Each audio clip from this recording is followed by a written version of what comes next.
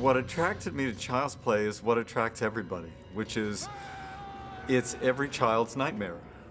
The doll that comes to life, that comes from, of all people, Brad Dourif, who's actually a wonderful guy. The script came to me while I was shooting a film somewhere in New Mexico. And it was Tom Holland who said, there's this character who's going to be eventually a doll. Do you want to do it? And I said, sure. We had to find the mother, and we interviewed quite a few people. Catherine came in, and Tom was very excited about her, and I thought she was adorable and cute and wholesome, and she read for the part, and she was excellent. The script for Child's Play came to me through my agent, and it was very emotional. There were even more scenes between the mother and son, and it was a very rich backstory of how I was a single mother, what happened to my husband, why my son is traumatized, prone to fantasy, so that's partly why we don't believe him when he talks about the doll. You know perfectly well that you're making this up. But I'm not. Chucky's alive, really. Andy, Chucky is a doll. And then from that point, we had to find a little boy. And it's difficult to find a little kid that can really kind of go through what this film was about to ask of he and his family. I got the audition for Child's Play. They brought me back for a callback. And I had to do the line, Aunt Maggie was a real bitch and got what she deserved. He said Aunt Maggie was a real bitch and got what she deserved. And I wasn't comfortable saying that. So when it got to that part in the reading, I said, I'm sorry, I can't remember the next line. I don't remember it. They said, and they gave me the line. They said, you remember, try it again, start over. And when I got to that line, I was like, look, I'm having a really hard time remembering this. I can't remember it. And they said, okay, look, we'll start over from the beginning and see how it goes. And it comes over, and it got to that line, and I broke down. I said, I'm sorry, I knew the line, I just couldn't say it in front of you. I couldn't get myself to say it. And I think they were so convinced that I had really forgotten the lines. They said, hey, this kid could act. He fooled all of us. Let's give him the job. I was not married, I was not a mother, and I'm playing a mother. It was my first mother role. I remember we were a little uncomfortable trying to set up our dynamic between the two of us. We had the first run through, and here's this little 6-year-old and I, and there was this tension, and he could feel that I didn't know what to do with children. So I don't know if it was my mother or my acting coach who came up with this idea for her to give me this they found this little crystal ball. Alex's mom gave me a little thing and said, tell him that this is for him. She took me aside and she said, okay, this is a magic ball, and you gotta hold on to this. And so just slowly started to break down the ice. It was like a real bonding experience for us, and I still have this thing at my house. By the time we started principal photography, we were tight and close. To train for Mike, I actually spent some time with the Chicago Police Department, which is not all that unusual. And it's a great way of getting a feel for the job. I went on a couple of actually rather frightening calls with these two detectives that I worked with. And I must say, I was scared witless. Good night, asshole. Tom Holland was pro rehearsal. I got you.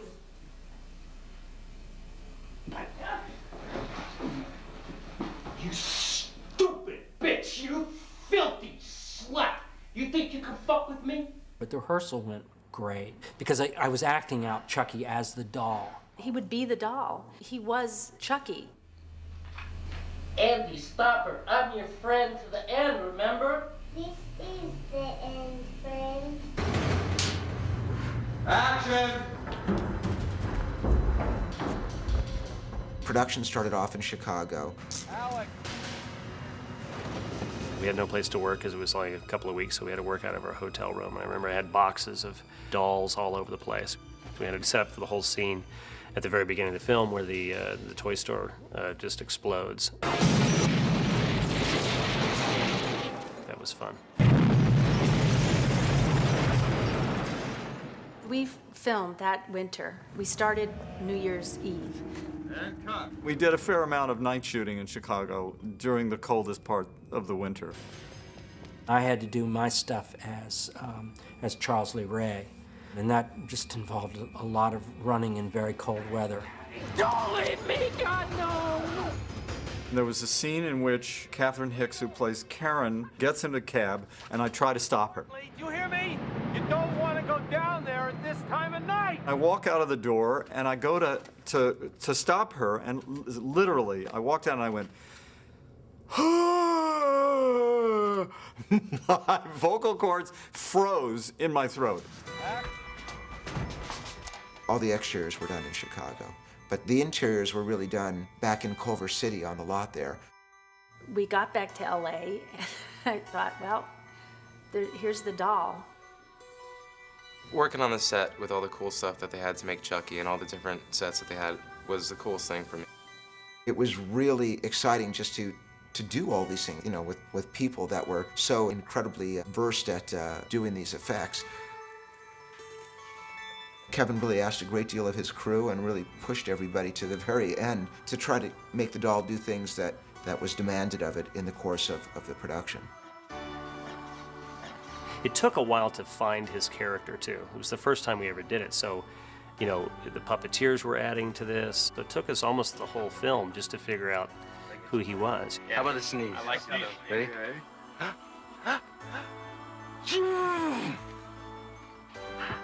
Sleepy. Gesundheit. I don't think I slept much, you know, in 6 months, you know, just building him and then going to set. Ready? And action. Alex Vincent was very mature for his age.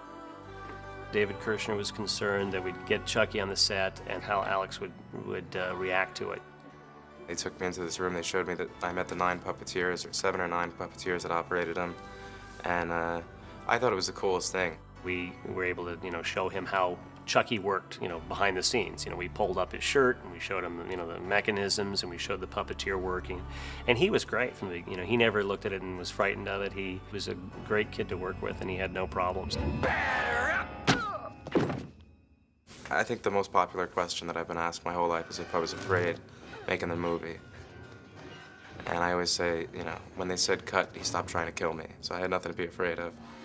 I am amazed in looking at it, what we were able to accomplish with very simple, rudimentary filmmaking techniques. There's a scene where Chucky's walking down a hall, and you know what you don't see is that there's a dolly that's being pushed as the camera's on him as he's looking back and forth across this hall, and it worked incredibly well. Sometimes we would use a version of the house that was 30% larger. So when we put a little person in a costume, that little person looked like he was much smaller. Several times we used Ed Gale. He's about 10 inches taller than Chucky. We would come to the shop and he would study the doll because we decided if he just moved fluently, we could not mimic that. The wonderful actor that played Chucky as a little person studied what Kevin was doing with the movements of the doll and tried to capture that movement in his movements. We used him in scenes like when Chucky gets caught on fire, he runs around. It's a 30% bigger stage, so Ed was about 30% bigger than Chucky, so they literally built an entire living room stage 30% larger. Okay. All right, you're out. Stop. I did work a lot with various mock-ups of the doll. There's a scene in which the doll attacks Detective Norris in the car, and it took weeks. I remember one day in particular where all I did was my hand on the dashboard reaching for the radio, because he ultimately grabs for the cigarette lighter to burn the doll.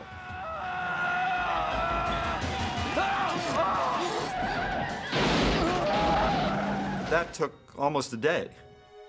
It's a real challenge in these movies to keep a kind of spontaneity. You're imagining whatever it is that's behind you.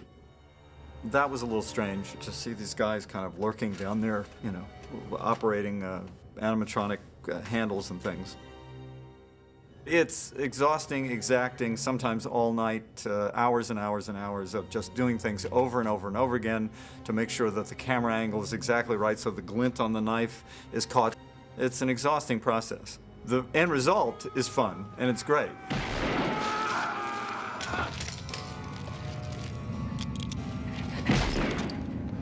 This is the best blood in the business. He calls it real Real blood, R-E-E-L. And I'm not kidding. They use it in all the movies. In terms of my acting, I would substitute for Chucky a snake, like I hate snakes. I would just make myself afraid by thinking it was a snake under the sofa.